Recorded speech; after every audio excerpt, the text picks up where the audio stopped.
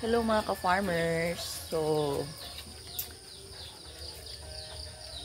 ito na po ang ating mga alaga mga ka-farmers. So, ito po yung pinagkakabahalahan natin mga ka-farmers tuwing umaga, pagka-uwi natin, at saka yung weekend po mga ka-farmers. So, isa po ito sa dahilan kung bakit wala po tayong time na dumala po na kahit saan mga ka-farmers.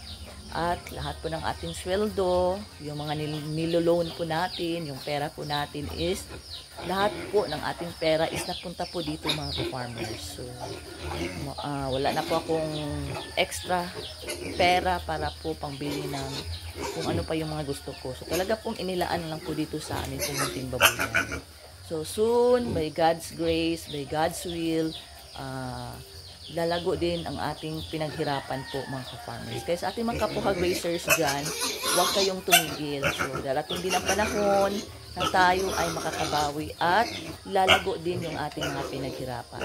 So, ang importante lang po na may ginawa tayo araw-araw, may ginawa tayong hakbang upang maging maganda yung ating buhay. So, yung panahon po ngayon mga ka-farmers, talagang kailangan po natin ng another income aside po sa ating sweldo po mga ka-farmers. Kasi po alam naman po natin na yung mga bilihin po is tumataas po. So we need another income. So napag-isipan po namin na ito na lang po kasi ito po talaga ang ibinigay ng Panginoon sa amin.